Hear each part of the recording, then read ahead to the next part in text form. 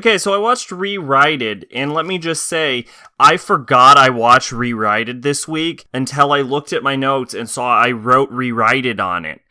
This is a show where a guy who invents robots gets cryogenically frozen, goes to the future where his robots have taken over the Earth, and he has to use his memories and his will to just travel back in time by thinking really hard and fixing everything. This show is so unremarkable and boring that I don't remember anything notable to say about it. Although there was a brief scene where a girl was trying to talk to a robot to give it a personality, to instill a personality onto it. And that was a good scene until the scene stopped making any fucking sense, and it just fucking ruined it. RErideD sucked.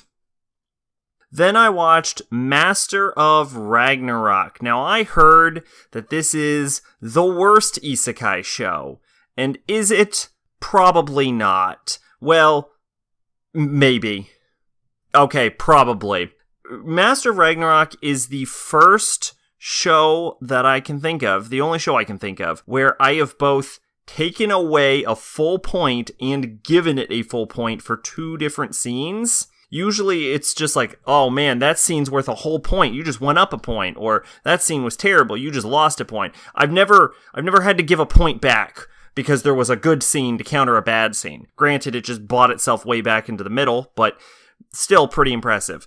Master of Ragnarok is about a guy who gets sent back in time to the era of Norse mythology to enact Ragnarok, basically. It is so fucking trashy. Like, all of the girls, they introduce this chalice system that creates like a familial bond with the girls who all want to fuck him super hard. And it creates this situation where they either call him big brother or father. So already you've got that incest angle, but they're not blood related, so it's okay.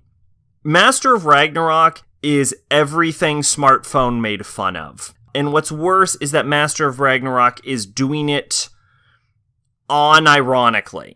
Like, it seems blissfully unaware of how terrible it is, and the main character has a cell phone. So I'm going to say that Master of Ragnarok is the official shark jumping moment of the isekai genre. From this point on, it is just downhill. There is no redeeming this whole genre. But what I will give the show credit for is that it is fucking terrible. However, the main character does have this really cute scene where he proposes to his girlfriend and they actually get married, and that's nice and sweet. Although, now that I think about it, it also has this another fucking scene where his girlfriend is talking to him on the fucking phone because the phone can time travel. And she tells him, Tsukigakure desune, which means, isn't the moon beautiful?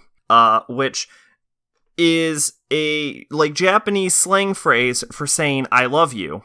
Something I know, and I'm not Japanese, and this dumb motherfucker doesn't, and he is Japanese, and he just responds to it like it's a fucking question about the actual goddamn moon, and he's like, yeah, I guess the moon's pretty, I don't know, why are you asking about the moon? And then she just calls him an idiot, and I'm like, God, that is so fucking justified, what a fucking idiot.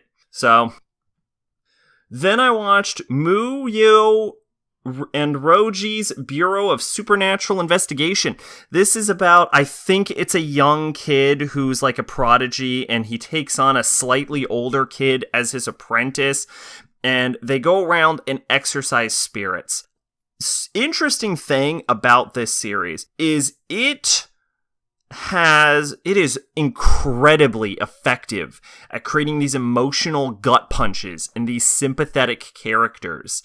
And it starts off right at the beginning of the show with introducing this like episodic Monster of the Week thing where they introduce this ghost and the character being affected by the ghost, and they get you to sympathize with the ghost and the person being infected, and they create this emotional story. But here's the thing. They don't use the ability to create sympathetic characters on the main cast, who are basically flat as fucking pancakes. And despite being incredibly skilled at creating these emotional connections to these side characters we never see again, the show decides instead of using its talents on that, it is going to try and create an action series.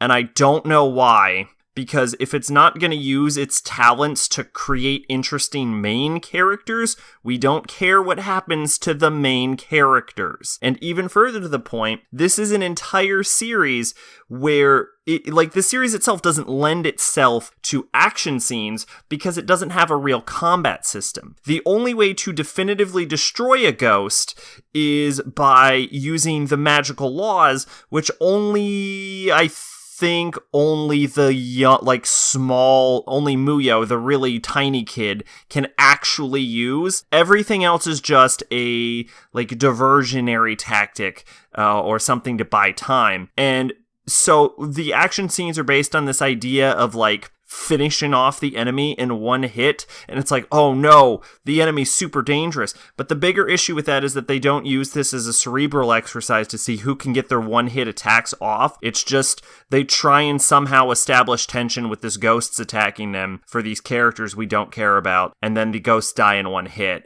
And so it uses its talents so incredibly poorly. Finally, I finish off 2018's anime list with Tokigoe Season 2. Okay, Tokigoe Tokigoe Season 4 is an interesting series, and I would say I really enjoyed it, but I would also say it is a season of anime created for someone who has read exactly as much Tokigoe as I have, and not any less and not any more. Because if you've read less Tokigoe than I have, you won't know what's happening. But if you've read more, then likely you have already experienced the story in a superior format. So it worked out well for me, but because the series at this point, the anime has, I've already read all of the concepts it's dealing with, and know the characters, the anime feels like a highlight reel of going through moments in the manga as if it is wrapping up characters' arcs in various storylines and just going beat by beat by beat in rapid fire succession. A lot of this could actually use some more development and some more lead-in, so it definitely has some pacing problems. And more to the point, the Washu family, specifically the main villain of this season, are incredibly uninteresting. They're he's just this cackling asshole, and they try and convince you he's really fucking strong. But the problem is that after they take it down, Arima and Kaneki gets as strong as he fucking gets at the end of this series, you cannot convince me that there is a threat to him anymore. They try, but you just can't. There's no justification for someone being on Kaneki's level. And even at the end of the series, there's even a hint where it's just you briefly see Kaneki go harder than he did in the final battle. So it's odd they even try to establish the tension when you already know there's no fucking way Kaneki can lose at this point. He's too fucking strong, and he's not even going at 100%. And so the whole villain sucks, and the pacing was bad, but I enjoyed it, and I really liked seeing how the characters' arcs wrap up, but I can't in good conscience actually recommend this, because I know for a fact that this is I know that this is probably handled significantly better in the manga, so I would just say read the manga. Anyway, Sacrobolic, your envoy of hope. See you next time. Bye-bye.